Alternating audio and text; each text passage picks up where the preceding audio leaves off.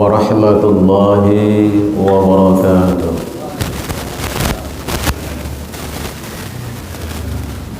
Alhamdulillahi rabbil alamin, wa bihi nasta'in wa ala umuri dunya waddin. Wassalatu wassalamu ala sayyidina mursalin nabiyyina Muhammadin wa ala alihi wa sahbihi ajma'in. Asyhadu an la ilaha illallah wahdahu la syarika lah, al-malikul haqqul mubin, wa asyhadu anna sayyidana Muhammadan abduhu wa rasuluh la nabiyya ba'da, shadiqul ma'dul amin. Amma ba'd. Faqala rabbi israh li sadri wa yassir li amri wahlul 'uqdatam min lisani yafqahu qawli. Subhanaka la ilma lana illa ma 'allamtana innaka antal alimul hakim. Ma'asyiral muslimin wal muslimat rahimakumullah. Wabil khusus kepada ketua DKM yang selalu mempersiapkan dan memfasilitasi setiap amaliyah ibadah Baitul Amal ini dengan penuh semangat, dan insyaallah itu adalah untuk kepentingan umat. Kepada ketua RW yang juga demikian rajin mengikuti kegiatan-kegiatan di masjid ini, Masya Allah, ini merupakan pemimpin umara teladan. Jadi bergabungnya antara ulama Pak Ketua DKM dengan umara Ketua RW ini merupakan pilar yang sangat kuat di dalam membina umat di daerah kita. Sebab bila ulama dengan umara tidak bersatu, maka pecahlah umat. Alhamdulillah di kita ini menunjukkan kebersatuan yang kokoh. Fa insyaallah komplek Korem akan ditimbulkan keberkahan oleh Allah Subhanahu wa taala. Bapak Ibu hadirin rahimakumullah. Materi pada kesempatan subuh kali ini fa insyaallah kita akan lanjutkan sekaligus pendalaman dan mudah-mudahan bisa selesai, yaitu materi tentang zuhud. Materi tentang zuhud ini Imam Ghazali sendiri menyampaikan di dalam kitabnya bukan materi yang mudah, tetapi bukan berarti persoalan zuhud ini tidak boleh disampaikan. Harus disampaikan kepada umat dan diketahui oleh umat, karena zuhud ini merupakan salah satu pilar untuk selamatnya dunia akhirat. Untuk mendapatkan pribadi-pribadi yang utama, yang tangguh, yang disebut dengan akhlakul karimah tadi, maka zuhud ini merupakan suatu keniscayaan. Harus disampaikan dan dimiliki dengan kadar dan ukuran masing-masing. Insyaallah mudah-mudahan Allah memberikan taufik, hidayah dan inayah kepada kita untuk bisa mengikuti perjalanan ini, walaupun dengan sederhana dan ukuran kita. Baiklah Bapak Ibu hadirin rahimakumullah. Kita mulai dengan sebuah ucapan di sini yang ditulis oleh Imam Ghazali, fa'in qila. Jadi Imam Ghazali sendiri menyadari bahwa banyak murid-muridnya atau umat yang bertanya tentang zuhud ini. Di antaranya pertanyaan seperti ini: fa ma hukmu zuhdi fid dunya ahuwa fardun aw naf'alun? Fa ma hukmu zuhdi fid dunya ahuwa fardun am naflun? Jadi orang bertanya kepada Imam Al-Ghazali, apakah hukum daripada zuhud terhadap dunia ini? Nah, ini bertanya, apakah hukumnya zuhud ini terhadap dunia ini, zuhud terhadap dunia ini? Apakah hukumnya itu fardu atau sunnah? Nah, ini kita harus mengetahui dulu. Makanya ada zuhud yang bersifat fardu. Kalau fardu ini mau tidak mau harus dilakukan dan dimiliki. Tetapi ada yang bersifat zuhud itu sunnah. Nah, ini maka akan menimbulkan nanti kriteria, golongan, klarifikasi, bukan klarifikasi, spesifikasi. Ya. Mana yang dimaksud zuhud fardu yang bersifat fardu, mana zuhud yang bersifat nawafil atau naflun atau sunnah. Imam Ghazali menjawab, fa'lam, ketahuilah oleh kamu semua, anna zuhda yaqa'u indana fil halali wal harami, bahwasanya zuhud itu terhadap dunia itu bagi kita semua, bagi kita semua, fil halali wal harami, terhadap perkara-perkara yang halal dan haram. Nah, ini batasannya Pak, supaya kita makin jelas. Supaya kita makin jelas, zuhud itu terhadap apa sih? Seperti apa bentuknya nih? Gitu. Perilakunya seperti apa? Dibingkai di sini, zuhud terhadap perkara halal dan perkara haram. Nah, ini dari sini. Zuhud terhadap perkara halal dan perkara haram. Karena di dalam kehidupan kita menjalankan syariat ini tidak akan terlepas daripada perkara itu, perkara halal dan haram, halal haram, halal haram. Dua perkara ini harus menjadi titik tekan dan perhatian bagi kita apabila kita ingin selamat. Dua pilihan yang silahkan kita pilih dalam hidup ini, selalu berhadapan dalam setiap apapun, baik pikiran, ucapan, perbuatan, makan, minum, pasti tidak akan terlepas daripada unsur halal, unsur haram. Dibingkai di dua itu. Nah, maka terhadap perkara halal dan haram ini harus dijuhudi, gitu. Konteksnya ke sana. Harus dijuhudi, ya, gitu. Nah, apa saja diantaranya? Nah, kemudian berkaitan dengan mensifati atau perilaku terhadap perkara halal dan haram ini akan menghasilkan kriteria-kriteria manusia dengan ukuran-ukuran yang berbeda, sehingga menghasilkan juga hukum fardu dan sunnahnya terhadap perkara zuhud ini. Fahuwa fil harami fardun. Nah, adapun terhadap perkara haram ini fardu, wajib untuk menzuhudi perkara haram. Tidak ada kompromi kalau ini. Wajib juhudnya terhadap perkara haram ini. Sebab resikonya bila melanggar terhadap perkara haram terkena sanksi, pelanggaran, dosa, atau akan mendapat nanti ya balasan berbentuk siksa di akhirat itu, bahkan di dunia juga. Jadi menjuhudi terhadap perkara haram ini merupakan fardu, wajib bagi setiap mukallaf di setiap tingkatan, mulai dari tingkat kualitas keimanan terendah sampai tingkat kualitas keimanan tertinggi. Untuk menzuhudi perkara haram ini fardu, dan fardu ain, bukan fardu kifayah, tidak bisa diwakilkan.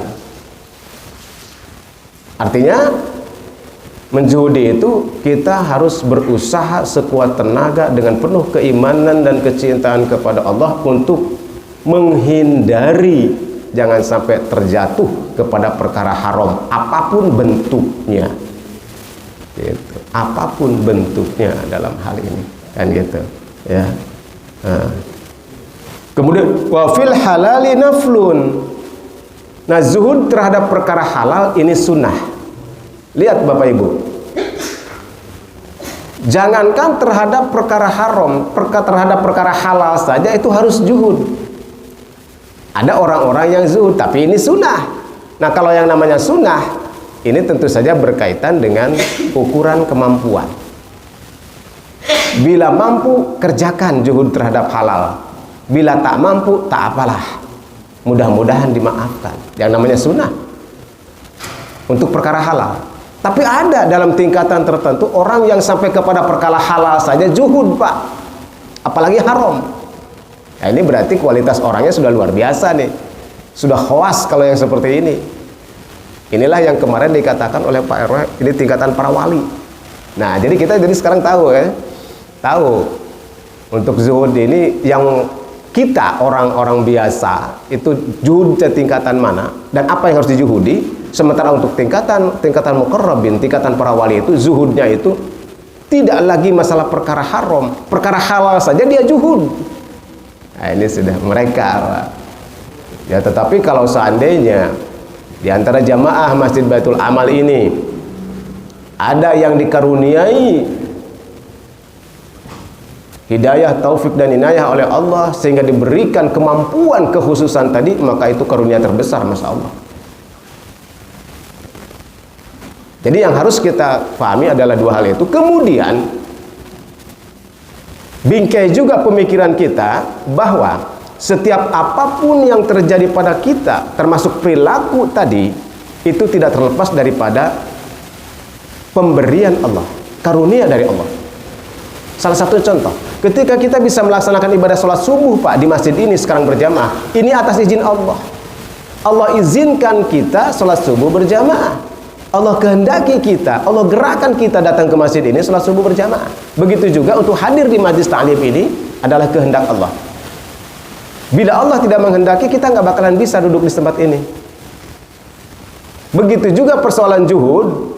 Hakikatnya Allah lah yang mengkaruniai kepada orang itu untuk memiliki sifat zuhud. Jadi ketika sifat zuhud itu ditanamkan kepada kalbu seseorang, maka tidak ada kesulitan untuk mencapai taraf tadi Pak, sampai ke taraf wali Allah. Kalau memang tidak mungkin, tidak akan ada orang yang memiliki taraf itu, yaitu taraf wali Allah. Kan Allah berikan kemampuan, maka dia diberikan bisa untuk menjalani itu. Nah, kuncinya di situ. Ya, semuanya itu adalah pemberian dari Allah. Summa manzilatu hadzal harami limustaqimi ta'ati bimanzilatil maitatil mustaqdaratil la yunfadu 'alaiha al-i'dadu darurah. Nah, kemudian mengenai tingkatan terhadap barang haram, tingkatan terhadap barang haram ini bagi limustaqimi taati, bagi orang-orang yang istiqomah di dalam taat. Nah, ini. Bagi orang-orang yang sudah istiqomah dalam taat, sholatnya rajin, bukan hanya rajin tapi juga rajin berjamaah di masjid, dzikirnya rajin, baca Qur'annya rajin, haji di pengajis taklimnya juga rajin. Ini namanya orang-orang istiqomah nih di dalam ketaatan kepada Allah Subhanahu wa taala. Kedudukannya atau tingkatannya ini bimanzilatil maitatil mustaqdarati. Nah, ini terhadap perkara haram. Nah, bagi orang-orang yang sudah istiqomah tadi Pak, terhadap barang-barang haram, ini juhudnya nih, terhadap barang haram tadi itu merasa jijik Pak gitu ya, misalnya merasa jijik, merasa tidak suka terhadap barang haram. Nah, ini tingkatan zuhudnya. Merasa tidak suka di dalam hatinya untuk mengambil, menggunakan, memakan, meminum barang-barang haram. Sudah timbul rasa itu. Nah, ini berarti sudah ada juhud. Ini tingkatan bagi orang yang sudah istiqomah Pak. Nah, berarti kalau orang yang belum istiqomah, nggak mau sholat, nggak mau melaksanakan perintah, berarti sudah tidak sampai ke sana, belum sampai. Ya. Bagi ini ya, bagi yang sudah istiqomah. Yang sudah istiqomah di dalam memandang perkara haram itu seperti memandang sesuatu yang menjijikkan, tidak suka. Apanya yang tidak suka? Hatinya sudah menolak, sudah timbul secara otomatis Pak. Ketika melihat barang haram itu sudah hatinya menolak. Mencek bahasa Sunda mah bibirigi digan sampai gitu ta. Entelah. Nah gitu. Sampai seperti itu hatinya tuh. Ketika melihat barang haram itu sudah merinding. Enggak. Ah. Ini menunjukkan bahwa di dalam dirinya, dalam hatinya sudah ada zuhud terhadap perkara haram, Pak. Terhadap perkara haram. Nah, ini bagi orang yang sudah mulai istiqomah. Wa amma zuhdu fil halali fa inna ma yakunu fi manzilatil abdali yakunu indahumul halalu bi manzilatil maitati la yatanawaluna minha illa qadran la budda minhu wal haramu indahum bi manzilatin nar. Nah, sedangkan bagi orang-orang yang tarafnya aulia Allah, orang-orang yang kalau tadi tarafnya yang istiqomah Pak terhadap barang haram itu sudah tidak suka, merasa jijik gitu. Nah, sekarang terhadap Bagi orang-orang yang sudah tarafnya itu tinggi, yaitu taraf wali Allah, dia menzuhudi barang halal, ya. Menzuhudi terhadap barang halal. Menzuhudi terhadap barang halal itu dia hanya mengambil sekedar perlu. Jadi kalau macam kita mah meureun gitu, kalau seandainya zuhud itu terhadap barang haram. Tapi kalau para wali sudah sampai kepada barang yang halal pun dia sangat teliti. Sangat teliti, terhadap yang halal saja sangat teliti. Tidak mau sembarangan. Sangat berhati-hati, ifah, menjaga diri terhadap barang halal pun. Tidak selalu suka terhadap barang halal pun. Ya. Ini bagi yang tarafnya wali. Ini supaya kita ketahui, Pak. Ya siapa tahu di antara yang hadir dikaruniai seperti itu oleh Allah, nggak mustahil, Pak. Tidak mustahil. Ya. Ada rasa seperti itu, rasa, Pak. Ketika Allah tanamkan rasa itu, tidak suka terhadap barang haram, itu karunia besar. Sehingga otaknya nggak usah berpikir keras. Tapi kalau memang yang masih menggunakan akal dan belum dikaruniai oleh Allah rasa tadi, itu pasti berpikir keras akalnya. Masa sih nukiobe haram gitu. Nah, jadi ada berpikir segitu. Tapi kalau sudah dikasih rasa, tidak berpikir lagi. Begitu melihat saja sudah merinding, sudah nggak mau gitu. Nah itu. Nah bagi para wali ini, itu untuk tingkatan yang halal saja dia zuhud terhadap barang halal. Wal haramu indahum bimanzilatin nar. Jadi kalau para wali itu terhadap barang halal saja sudah tidak begitu suka, terhadap barang haram lebih-lebih, Pak. Para wali itu. Kalau kita hanya terhadap barang haram barangkali tidak sukanya, kalau wali itu terhadap barang haram itu lebih-lebih. Bukan tidak suka lagi, melihat barang haram itu seperti melihat nar, seperti melihat api. Takut banget. Gitu. Kalau kita melihat barang haram itu baru berinding gitu kan. Enggak gitu. Tapi kalau wali Allah melihat barang haram itu sudah takutnya luar biasa. Jangankan mengambil barang haram, untuk mendekati saja seperti mendekati api tidak mau. Gitu rasanya, perasaannya. Ini untuk tingkat wali seperti gitu. Untuk terhadap menjauhi barang haramnya dahsyat. Sama sekali. Boleh dikata seperti gimana lah kalau kita mau melihat ada kebakaran. Siapa yang mau mendekati kebakaran? Pasti lari. Melihat api yang besar berkobar, siapa yang mau datang ke situ? Pasti menjauh. Nah, begitulah para wali ketika melihat barang haram itu dia menjauh, tidak mau mendekat. Kalau bagi kita barangkali masih melihat dari jauh lah gitu terhadap barang haram. Deket ente ya, kira-kira salamet ente lah mendekat gitu kan, suka mikir gitu akalnya. Lamun kira-kira salamet mah teu naon lah gitu. Ini bisa kita ambil contoh banyak lah perkara-perkara haram ini, Pak ya. Banyak perkara-perkara haram ini dalam keseharian kita. La yahduru bibalihim qasdun tanawuliha bihalin. Wa hadza ma'na burudati 'alal qalbi. Nah, bagaimana sih rasa di dalam zuhud ini? Bagaimana adanya rasa bagi para wali itu sehingga dia kok memiliki sifat zuhud terhadap barang halal pun seperti itu? Apa cirinya? Apa rasanya? Rasanya itu adalah burudati 'alal qalbi, yaitu ademnya hati. Apa ya adem tuh gimana ya? Jadi tiis ya gitu, Pak. Melihat barang-barang itu, melihat sesuatu itu di dunia ini tiis hatinya. Tidak semangat, tidak menggebu-gebu gitu. Ini untuk ukuran para wali, Pak. Saya batas saya dulu, ini untuk ukuran para wali.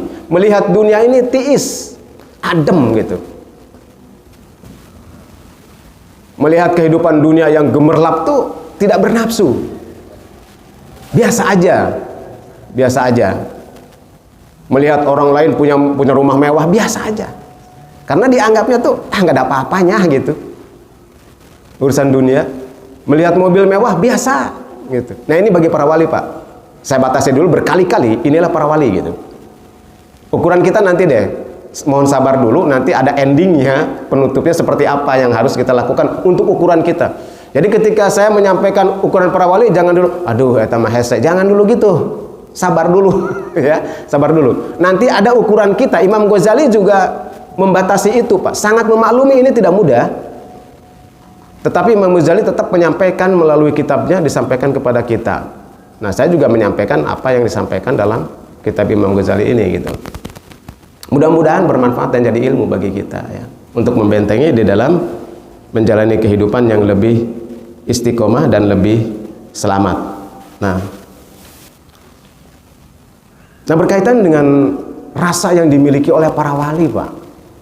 Ini ternyata tidak begitu saja orang menerima penyampaian Imam Ghazali. Orang-orang kan masih berpikir, terutama orang-orang yang, jangankan orang awam, Pak, orang yang dalam taraf istiqomah aja, orang yang sudah rajin ibadah saja masih sempat bertanya, masa iya sih?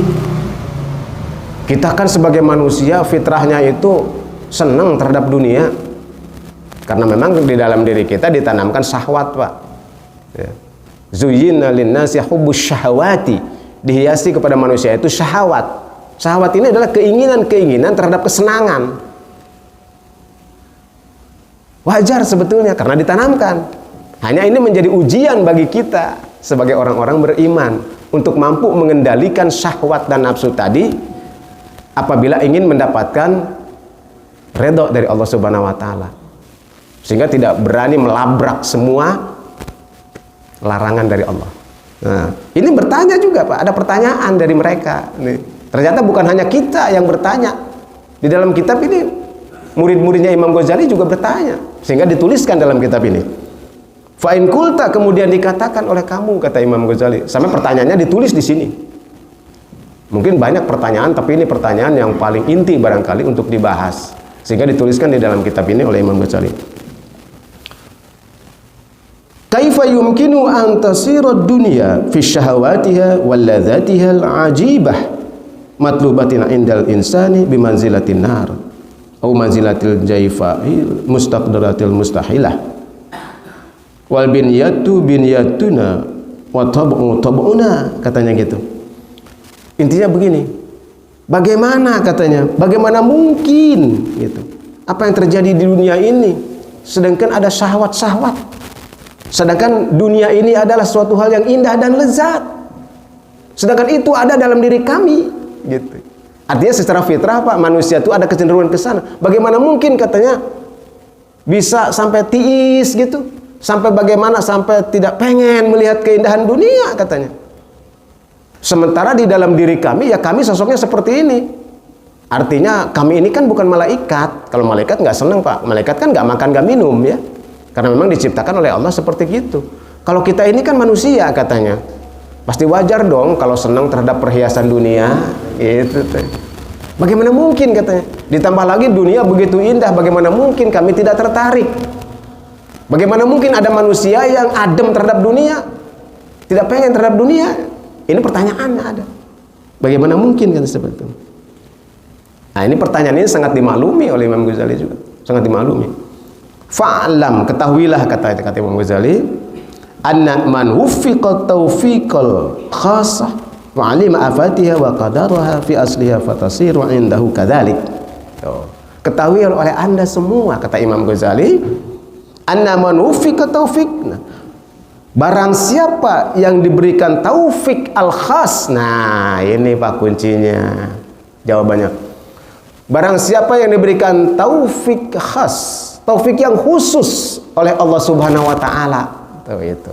Berarti ada orang yang diberikan karunia secara khusus kepada orang itu untuk bisa memiliki rasa seperti tadi. Rasa melihat dunia itu biasa gitu. Ya. Jadi Allah lah yang menanamkan karunia Allah itu kepada orang itu secara khusus. Nah, ini khusus. Dengan pertanyaan tadi, mana mungkin, mana ada katanya kan gitu. Ya tentu saja tidak mustahil.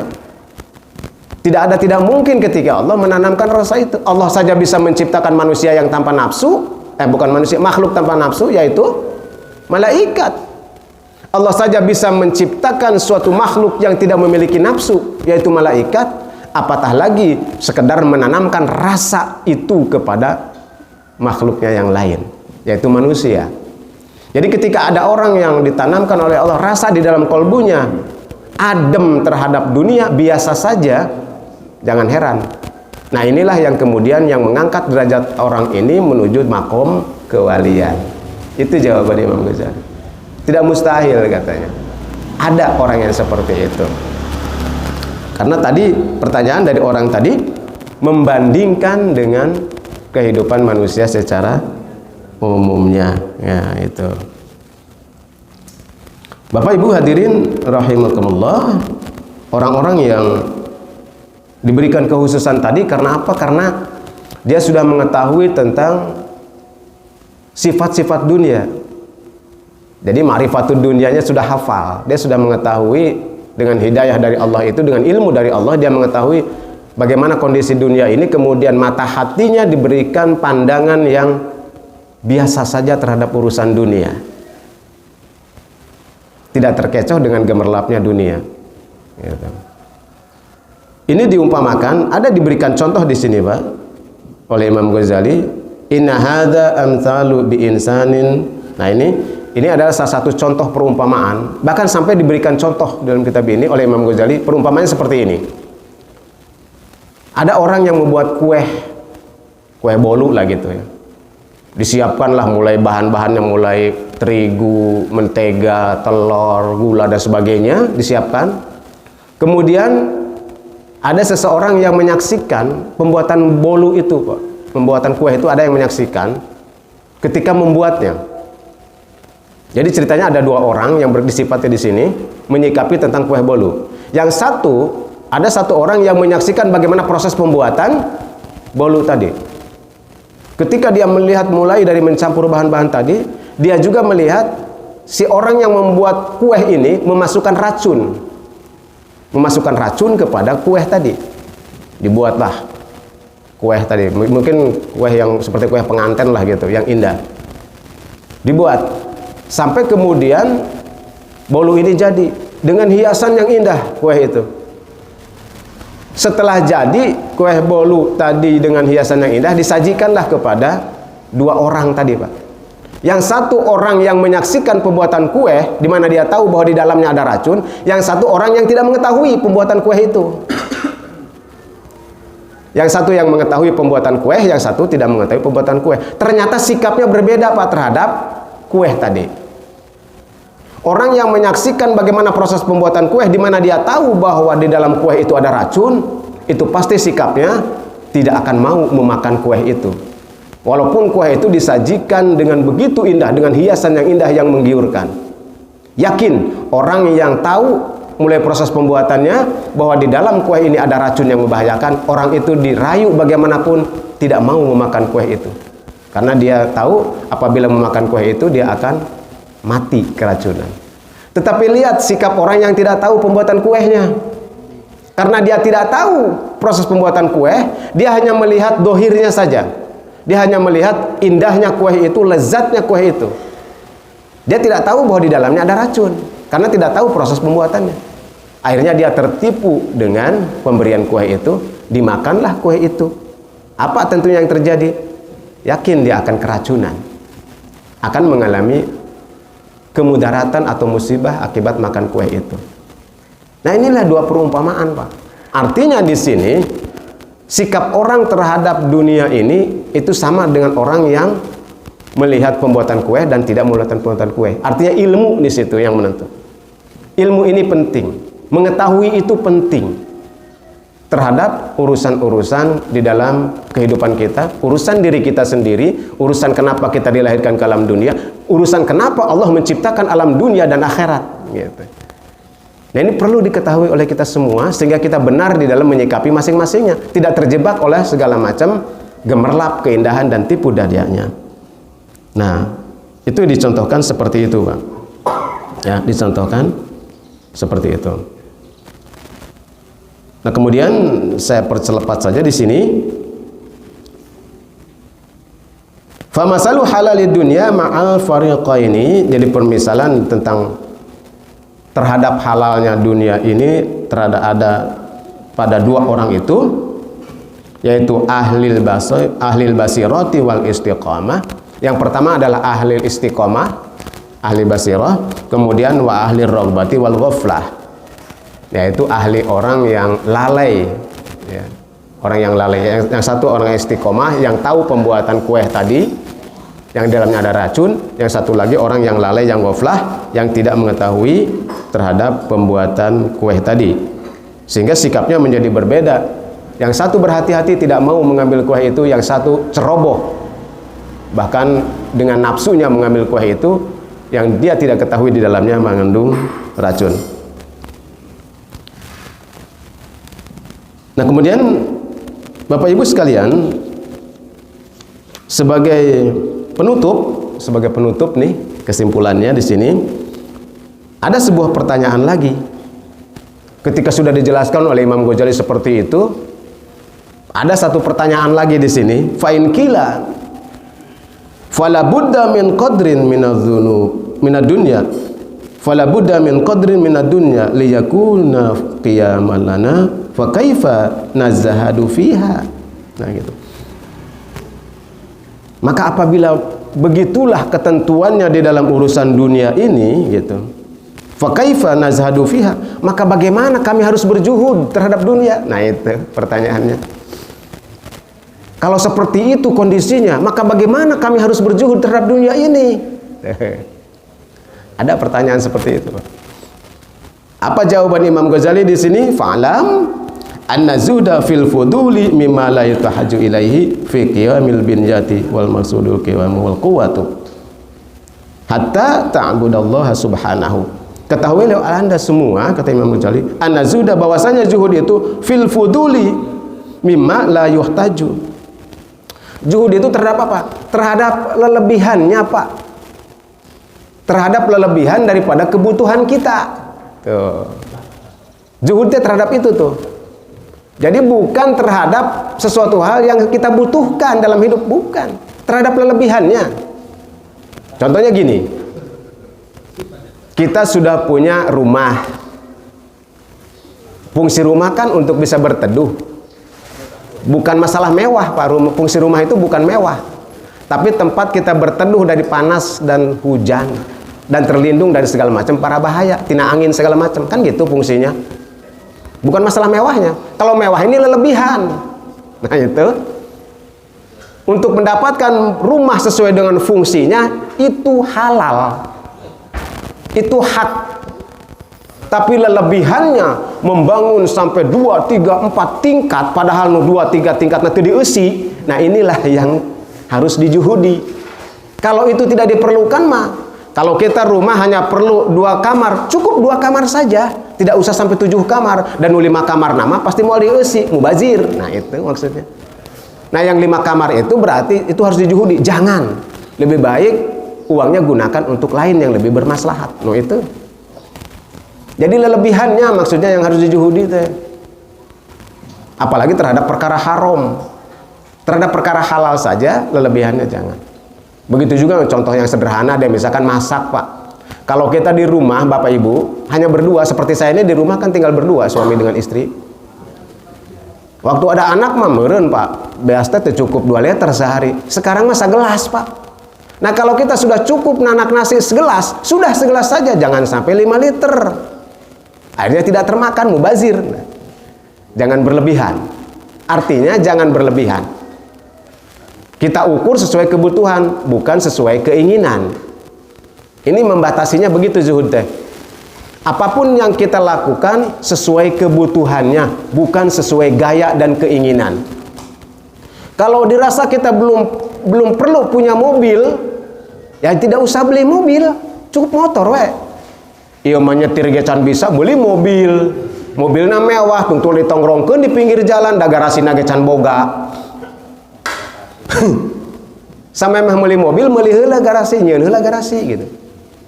Tapi karena ingin mewah, beli mobil dulu, padahal dia belum bisa nyetir juga. Mobil ditongkrongin, tiap tahun dibayar pajaknya, dipakai mah henteu. Nah, ini yang harus dijuhudi. Wahana ulah nu kitu mah heulaanan. Ulah waka meuli mobil, cukup motor we. Itu juhud, Pak. Jadi tidak sampai keinginan, wah Orang lain beli Pajero, saya bisa lah Lexus. Padahal dipakai henteu teh Lexus ditongkrongkeun di imah. Da teu bisa teh. Malah ke kantor naik angkot. Aneh kan ya begini. Jangan naon atuh mobil. Nah gitu Pak konsep di zuhud teh. Bukan berarti tidak boleh. Ukur sesuai kebutuhan kita. Baju di rumah kalau butuh cukup misalkan 5 we tidak usah sampai 1 lemari. Bu ya, ibu-ibu nih. Lamun tiung misalkan cukup tilu we. Tidak usah setiap minggu melian tiung. Ya, sampai ngiridit. Nah, itu masalah membatasi itu, ya. Membatasi apa yang halal itu. Apa leluwihannya yang harus kita juhudi, bukan kebutuhan pokoknya. Bukan berarti tidak boleh, bukan. Sandang, pangan, papan. Kan ada kebutuhan pokok. Artinya kalau tidak dipenuhi timbul kemudaratan. Dan kita teh perlu makan, ayeuna pengajian dikasih makanan. Pokok nu kieu mah. Tapi setelah makanan ini ada, kemudian aya dinu lain yang bersifat mubazir, itu harus dijuhudi. Makanya Pak Ketua DKM juga ngelihat dengan Pak Bendahara, kira-kira jamaahna berapa nih? Ah cukup sakieu ge kitu Pak DKM. Jangan berlebihan. Kalau misalkan sekian orang cukup sakieu we hidanganana. Gitu. Diukur. Itu namanya menzuhudi supaya tidak timbul kemubadiran, supaya tidak timbul kepada jatuh perkara haram. Nah kemudian yang kedua, selain untuk memenuhi kebutuhan, yakinkan oleh kita bahwa apa yang kita miliki ini adalah untuk ta'budallah subhanahu wa ta'ala, untuk ibadah. Jadi apapun yang kita miliki, yang kita makan, yang kita minum, yang kita pakai, itu niatkan untuk ibadah, bukan untuk senang-senang. Sebab ketika kita laksanakan dan kita niatkan untuk ibadah juga, kesenangan mah nanti diberikan oleh Allah. Tidak usah diniatkan pengen senang-senang. Contoh tadi misalkan kita beli mobil untuk senang-senang. Buang dulu niat senang-senang itu. Tapi niatkan untuk ibadah. Untuk apa? Untuk hadir di majelis taklim karena rumahnya jauh. Untuk silaturahim, untuk dakwah. Kesana niatnya dulu. Ulah iya mah Pak beli mobil jang naon supaya nanti kalau saya liburan bisa pergi ke pantai. Ulah wake eta. Dan begitu mah tidak usah diniatkan kayak datang sorangan. Artinya datang sorangan teh gini, ketika kita silaturahim ke guru kita yang jauh, kemudian setelah pulang dari silaturahim mampir ke pantai. Nah, eta mah kan kasamper. Tidak usah di awal diniatkan. Kalau diniatkan dari awal mau pergi ke pantai, silaturahim ke guru mau jadi eta. Karena niat nage cuman ke pantai.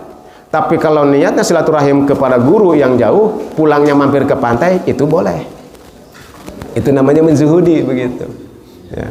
Nah ini, jadi niatnya itu adalah untuk ibadah kepada Allah Subhanahu wa Ta'ala.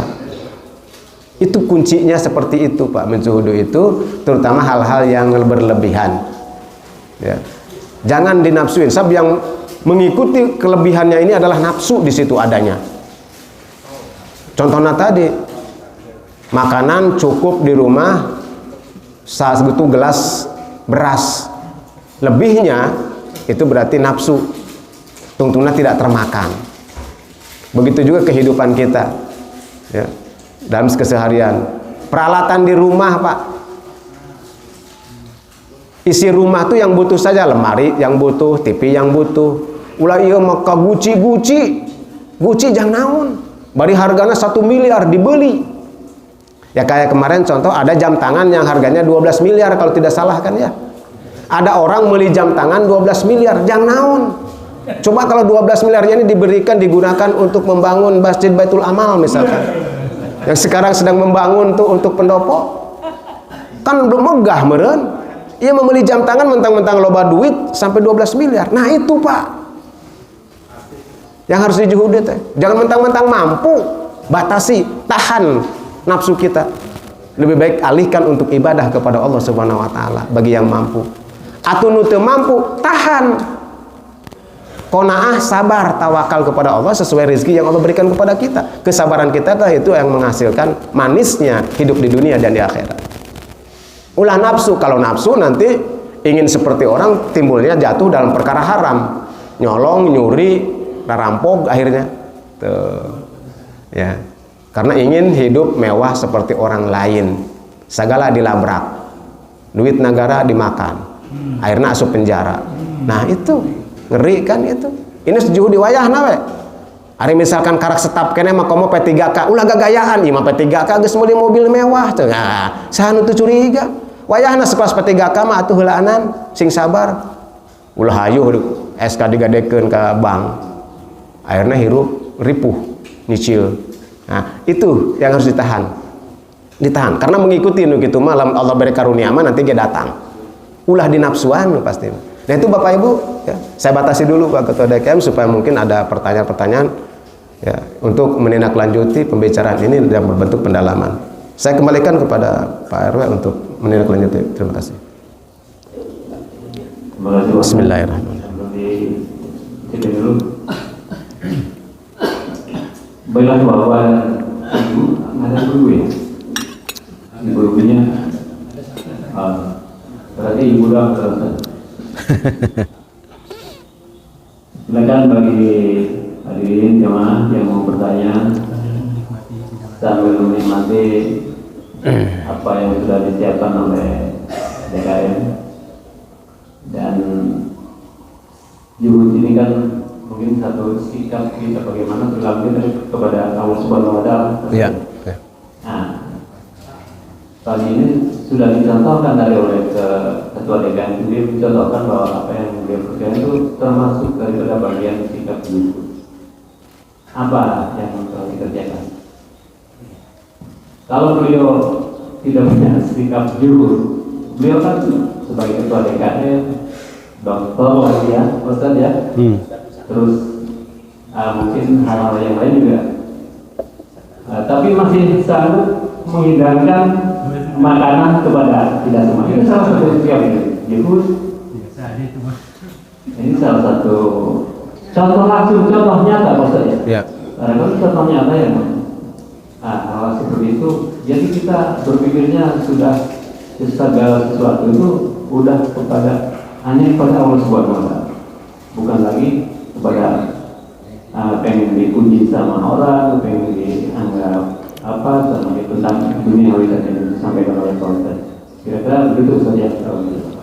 Bagi Bapak untuk mendalami materi ini silakan untuk menambah wawasan kita, pengetahuan kita, sehingga kita bisa meningkatkan dalam melaksanakan ibadah, meningkatkan kualitas ibadah kita kepada Allah Subhanahu wa Ta'ala. Mudah-mudahan kita bisa mencapai apa yang telah disampaikan oleh Ustaz, yaitu tentang juhud itu tadi. Silakan Pak. Silakan, enggak? Assalamualaikum warahmatullahi wabarakatuh. Waalaikumsalam warahmatullahi wabarakatuh. Kita mau menanyakan dari dasarnya dulu Pak ya. Iya. Karena tadi dijelasin juhud itu semua juhudin yang haram. Jadi awalnya dulu Pak, coba pakai bahasa Indonesia, juhud itu sebetulnya apa sih?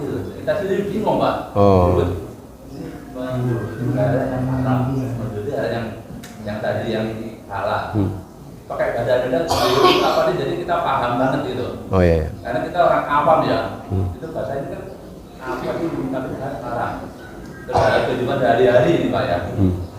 Menjuhudi hal yang haram itu. Di komplek orang itu kan banyak lahan yang kosong Pak. Iya. Tanpa kita tahu yang punya. Kita tuh langsung menanam-nanamin aja bareng, nanam pohon, makan buahnya kita makan. Apa itu menjuhudi hal yang haram gitu loh.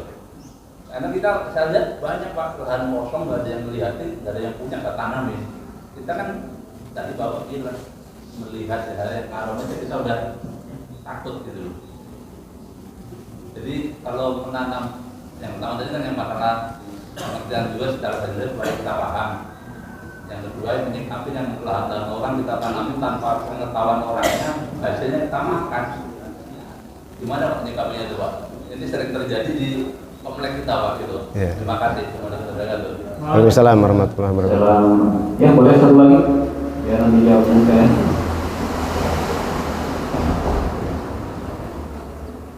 Ada? Iya. Ya, baiklah Pak sekalian. Materi ini merupakan materi lanjutan Pak. Sebetulnya dalam kajian malam minggu sudah saya sebutkan juhud itu apa. Mungkin waktu itu Bapak nggak hadir gitu ya. Jadi secara sederhana gini Pak, zuhud ini itu perasaan mengabaikan sesuatu atau tidak suka terhadap sesuatu. Dengan kata lain, di sini ada proses zuhud itu adalah proses pengendalian diri, intinya itu. Proses pengendalian diri terhadap suatu keinginan tertentu. Jadi di sini ada unsur pengendalian, tidak menurutkan. Kenapa perlu pengendalian? Perlu juhud karena diri kita ini fa'alhamaha fujuraha wa taqwaha. Ditanamkan sifat baik dan sifat buruk. Di dalam diri kita ini ada sifat buruk. Kemudian di dalam kita juga ditanamkan ada nafsu. Ada nafsu. Makanya itulah Allah memberitakan supaya kita hati-hati, di dalam dirimu sudah ditanamkan syahwat, ditanamkan nafsu, ditanamkan keinginan. Kendalikan oleh kamu, gitu. Itu sebagai ujian. Ujian ketika melaksanakan ketaatan, sebab kalau tidak dikendalikan ini nanti berdampak kepada bahayanya kita menjalankan perintah Allah. Karena ketika nafsu itu diperturutkan pasti tidak mau menjalankan perintah Allah. Supaya kita bisa beribadah, supaya kita bisa tunduk patuh kepada perintah Allah, kendalikan apa yang ada dirimu yang berbentuk nafsu dan hawa. Dengan cara apa? Dengan zuhud tadi, gitu Pak. Nah, jadi ini kemampuan atau proses untuk pengendalian diri terhadap keinginan-keinginan di dalam diri kita. Keinginan dan nafsu ini suatu yang fitrah Pak. Karena kita bukan malaikat kan gitu. Fitrah, makanya Allah bekali diri kita pemahaman, pengetahuan supaya kita mampu mengendalikan diri, yang itulah yang disebut dengan zuhud. Gitu Pak ya. Kira-kira paham sampai di situ dulu Pak? Ya. Nah, itu. Saya tadi kan Bapak minta dengan bahasa Indonesia, ya saya berikan coba penjelasan dengan bahasa Indonesia. Yang penting Bapak paham kan gitu. Yang penting kan itu. Yang penting paham. Karena untuk bisa melaksanakan harus paham dulu kan. Bagaimana bisa mengerjakan sesuatu kalau kita nggak paham. Kemudian yang kedua, nah ini berhati-hati Pak mengenai tanah. Tanah ini sejengkal saja kita gazab, ini di gazab itu diambil, itu perhitungannya luar biasa berat gitu kan. Tanah orang gitu. Berarti segala sesuatu yang berkaitan dengan tanah orang berarti hak orang lain. Maka tidak boleh kita menggunakan tanah orang itu tanpa izinnya. Tanpa izinnya, ya. Jangankan tanah perorangan, tanah negara aja kan harus izin ke negara, Pak ya. Sekarang kan lagi heboh ketika tanah negara diambil lagi oleh pemerintah untuk digunakan kemaslahatan orang, protes. Saya kan sudah lama tinggal di sini, tapi itu tanah negara. Iya, nyewa enggak. Minta ganti akhirnya gitu ke pemerintah gitu ya. Harusnya kan nyadar diri, itu tanah negara, ketika negara membutuhkan silahkan pakai oleh negara gitu. Itu terhadap tanah negara Pak, yang notabene milik rakyat semua. Kalau tanah pribadi lebih-lebih harus izin. Ya, tidak boleh sembarangan menanami. Berarti kita nanam di tanah yang haram gitu. Hasil daripada tanaman itu haram. Nah orang yang zuhudnya nggak mau yang begitu tuh Pak. Jangan ini mah kemudian logikanya dipakai.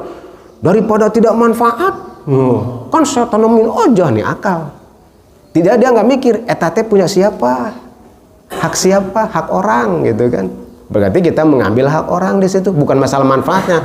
Bicara dulu statusnya, haknya dulu, bukan masalah manfaat. Cara terbaik gimana? Datangi orangnya, izin Pak. Gitu. Saya izin, tanah Bapak ini kan kosong, daripada banyak rumput, ilalang, banyak ular, saya tebangi ya, saya bersihkan, kemudian saya tanami supaya manfaat. Boleh nggak? Boleh. Hasilnya gimana? Ya, untuk Bapak semua? Boleh Pak. Misalkan hasilnya saya mintalah sedikit-sedikit mah, nah kasih sedikit gitu. Insya Allah maslahat, manfaat, barokah. Karena sudah ada izin, ridho dari yang punya. Gitu. Itu termasuk adab. Syariat juga begitu, jangan logika lagi dipakai. Gitu. Lihat ketentuan dalam aturan-aturan Islam. Karena Islam mengatur untuk kemaslahatan, kemanfaatan, keberkahan hidup di alam dunia. Supaya tidak terjadi friksi, perselisihan. Itu Pak diantaranya Pak ya. Mudah-mudahan difahami. Agar kita lebih berhati-hati lah gitu. Apa salahnya kita izin dulu lah, datang dulu, sowan dulu gitu ya. Insya Allah orang juga tidak akan pelit kalau seperti itu. Apalagi kita datang baik-baik gitu ya. Insya Allah. Yang penting niatnya kita baik, insya Allah orang menerimanya baik juga. Gitu Pak, enggak? Ada lagi Pak? Soklah, mumpung ayah, hidangan masih banyak nih. Sambil dinikmati Pak makanannya silakan. Alhamdulillah nih luar biasa. Sok, santai aja Pak. Jangan terlalu tegang lah, santai aja. Ini dari kita untuk kita kok. Dari kita untuk kita, kemudian mungkin ya termasuk pagi ini juga kita termasuk orang-orang yang mendapatkan hidayah ya. Amin, betul.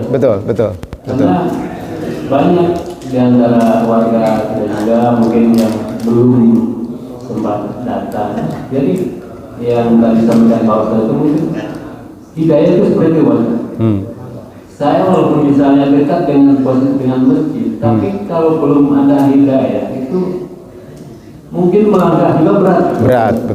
Berat. Padahal kita kalau berjalan dari sini mungkin ke KP3, ke alun-alun mampu dengan jalan kaki. Iya. Tapi dengan belum adanya hidayah untuk melangkah ke masjid untuk mendengarkan pengajian, untuk mencari rasanya berat sekali. Mungkin datanya hidayah seperti itu maksudnya.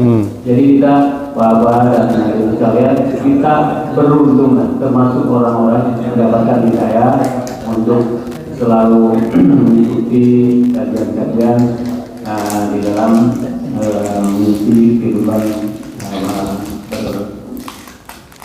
masyarakat. Untuk kembali lagi semua yang kita kerjakan dalam rangka bagaimana caranya untuk bisa meningkatkan kualitas ibadah kita yang mungkin tadinya biasa-biasa saja. Setelah kita banyak mendengarkan pengajian, mendapatkan ilmu, menjadi ada peningkatan pasti sedikit demi sedikit. Silakan Bapak dilanjut. Pak Ketua mau saya kalau ada saya tanya ada dalam rangka supaya zuhud. Jadi Ustaz, zuhud itu kan mengendalikan diri ya. Ini persoalan mengendalikan diri ini sangat berat. Di negeri ini banyak orang tidak mampu mengendalikan diri. Akibatnya sudah tahu kita lihat. Burkina Faso itu negara paling miskin di dunia di Afrika. Sekarang dia bisa ekspor emas 14 ton. Kenapa? Karena mampu mengendalikan negerinya. Luar biasa. Padahal presidennya masih muda, 12 tahun. Saya ingin tanya bagaimana mengendalikan diri itu, prosesnya itu apa tadi supaya kita mengarah lah gitu ya. Pak Ustadz kemarin pertanyaan saya kan bertahap gitu ya. Bertahap. Ini kita mungkin perlu tahapannya ini. Tahapannya kita supaya ya kalaupun tidak zuhud murni setengah lah gitu ya Pak ya. Menuju lah gitu ya.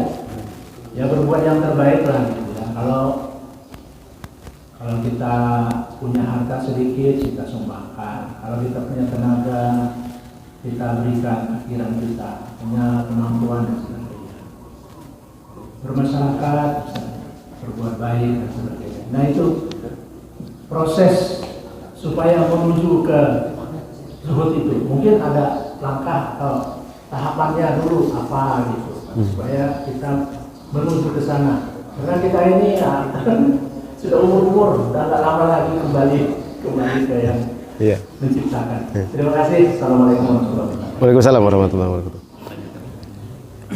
Iya. Terima kasih Pak Ketua DKM.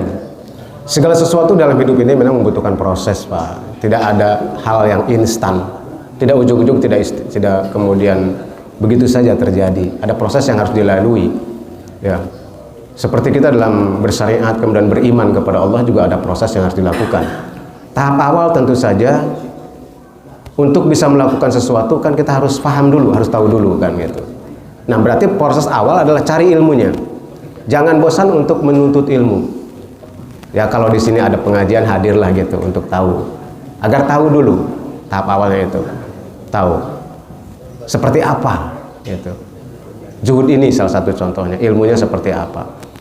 Kemudian yang kedua, setelah kita tahu ilmunya, berusahalah untuk mulai melakukan apa yang sudah kita ketahui. Gitu. Membiasakan diri untuk melakukan apa yang sudah kita ketahui dari ilmu itu. Jangan ditunda-tunda, nunggu banyak, gak usah. Karena proses pembiasaan ini nanti yang akan meningkatkan terus. Harus ada proses pembiasaan. Kalau sudah terbiasa itu tidak akan terasa. Inilah yang disebut dengan istiqomah. Istiqomah untuk melakukan kebaikan mulai dari hal yang kecil. Jangan nunggu besar atau melihat sesuatu hal yang besar dulu. Begitu juga dalam proses zuhud. Mulai dari mana? Dari hal yang kecil, mulai dari rumah. Contohnya apa? Makan minum. Dari situ aja dulu. Tidak usah hal-hal yang tinggi-tinggi dulu. Kalau kita sudah terbiasa dengan hal yang kecil, makan minum. Contoh sederhana apa? Ketika bapak-bapak nih pulang ke rumah, habis pengajian, dapat ilmu kan tentang zuhud. Nyampe ke rumah, kopi habis. Istri cuman menyiapkan 1 ceplok telur untuk sarapan. Nyampe ke rumah nih, nanya, "Mah, ada kopi nggak?" "Kebetulan habis, Pak." "Sarapan apa?" "Cuman ada ceplok telur 1. Nah, mulailah berlatih, jangan cepet-cepet nyari kopi. Nyuruh, "Mah, ayo dong beliin kopi dong. Bapak pengen ngopi nih, habis pengajian pusing, materinya zuhud." Nggak, anjing sudah mendapat materi zuhud, ketika diuji dengan 1 kopi aja nggak tahan. Nah, proses pengendalian dirinya, tahan helaanan, jangan langsung pengen buru-buru dapat kopi. Ya udah deh, makan dulu. Cuma ceplok telur, ya udahlah dengan ceplok telur aja dulu. Jangan, "Ayo belanja dong, sana no." Di situ kan di alun-alun kan banyak tuh. Beli naon, ikan gini. Aduh, materi zuhudnya nggak nyampe tuh. Udah makan aja dulu dengan ceplok telur. Nikmati. Bismillahirrahmanirrahim. Allahumma barik lana fima razaqtana wa qina adzabannar. Nah, nikmati dengan air putih. Masalah kopi mah sampingkan dulu, keinginan untuk ngopi. Begitu selesai makan dengan ceplok telur, pengen ngerokok. Pas dilihat di kantong, aduh rokok habis. Coba tahan dulu. Ulah buru-buru lompat ke rokok Madura yang beli rokok. Tahan, karena sudah belajar zuhud.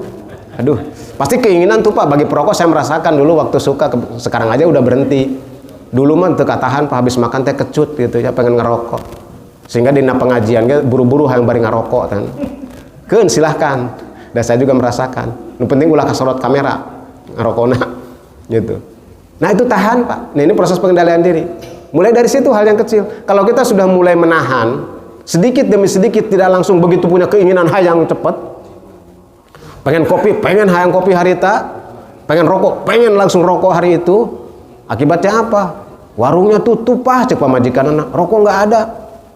Ayo lompat akhirnya ke babaturan kagedoran. Assalamualaikum. Ada apa? Mana babaturan nanti sholat subuh karena kudang sare. Ada apa sih? Wih, ada rokok nggak sebatang aja, kecut. Adio Allah, nepi segitunya. Ngaganggu tetangga gara-gara sebatang rokok. Nah, kalau tidak bisa mengendalikan, ini belum zuhud. Coba kendalikan dulu lah wayahna, kecut-kecut sautik mah. Oh, sabar lah. Gitu. Mudah-mudahan ke air rezeki nanti Allah. Nah, kalau kita sudah bisa berlatih begitu, nanti juga akan datang dari Allah, karena sesuai dengan firman Allah, kama qala Allah taala, wa may yattaqillaha yaj'al lahu makhraja wa yarzuqhu min haitsu la yahtasib. Janji Allah ta. Cek Allah, wa may yattaqillaha yaj'al lahu makhraja, barang siapa yang bertakwa kepada Allah, yaj'al lahu makhraja, maka Allah akan mengeluarkan dia segala macam, memberikan jalan keluar dari segala kesulitannya. Wa yarzuqhu min haitsu la yahtasib, dan akan memberi rezeki dari arah yang tidak diduga-duga. Kalau kita sudah berusaha dengan niat takwa kepada Allah, menahan diri untuk tidak buru-buru dengan nafsu, maka Allah akan memberi rezeki, jalan keluar dari setiap kesulitan kita. Janji Allah ini dalam Quran. Dan memberikan rezeki dari arah yang tidak diduga-duga. Contohnya tadi ngahuleng aing kopi eueuh, dahar jeung ceplok endog, ngalamun hareupeun imah hayang rokok kecut. Tiba-tiba teh babaturanna lewat. "Woi, kenapa sih bengong aja lo?" Enggak, jangan nyebutin kasusah Pak, enggak boleh. Ditanya teh gimana? Enggak, ini biasa aja, lagi menikmati keindahan alam. Wah, hebat euy. Coba miluan lah, enggak deket mahna. Emang apa sih, lagi mikir apa? Enggak, lagi ini aja menikmati keindahan alam, habis ngaji persoalan juhud. Emang juhud teh naon? Cek mah baturan nanya karena teu ngaji teh ya. Sini saya jelasin. Kata ustaz juga juhud teh, "Nu bener coba." Salah. ngerokok cek manehna cek baturanana ya ngerokok. Alhamdulillah rokok aya tuh sambil menjelasin sambil ngerokok. Akhirnya kan rokok menang tah sambil ngerokok. Kan nikmat menjelaskannya juga apa sambil ngerokok mah begini cek Ustaz teh Juhud teh bla bla disampaikan. Wah hebat euy. Udahlah saya udah tahu gini mah. Saya mau ada perlu ke depan sekarang mau jalan-jalan nih. Oh iya. Rokokna enggak usah untuk kamu aja. Sabungkus menang tah Pak. Tuh rezeki bigawari hisab teh boleh jadi begitu. Itu tidak mustahil, sering kejadian. Da saga osok narima nu kitu mah. Ya gede mah aya keneh rokok 2 bungkus. Kamari aya nu mere padahal saya teu ngarokok. Tarima we Pak, engke ge anu ngabutuhkeun rokok. Nanti juga sebentar lagi juga ada yang ngebutuhin rokok. Loba nu butuh. Nah kayak gitu Pak. Rizki, apa yang terjadi pada kita itu belum tentu rezeki kita boleh jadi rezeki orang lain. Terima aja dulu. Nah itu jadi pada proses seperti itu Pak Ketua DKM ya.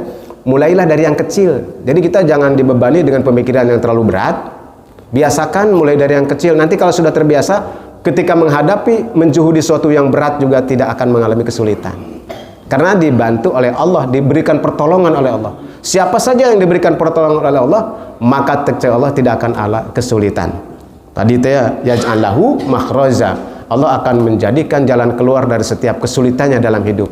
Hese memahami, hese merasakan juhud, Allah berikan kemudahan, nikmat yang ada gitu ya. Mensyukuri, tungtuna syukur. Enak Pak. Punya banyak, punya sedikit disyukuri nikmatnya nu aya. Sebab kalau tidak ada rasa syukur, tidak ada zuhud, apapun yang kita miliki seberapa banyak pun yang kita punya tidak akan pernah puas. Ya, tidak akan pernah puas. Itu barangkali Pak untuk sementara. Ya, sedikit lagi Ustaz. Ya. Kan hampir sama dengan istilah tawadu itu ya, tawadu, qanaah. Iya, betul. Iya, betul. Bedanya nggak? Ya. Nah, zuhud ini merupakan sekumpulan daripada akhlakul karimah, Pak. Di dalamnya ini orang yang zuhud itu pasti tawadu. Tawadu itu bukan taramawa duit. Tawadu taramawa duit. Ya kadang-kadang nu zuhud mah gitu, Pak.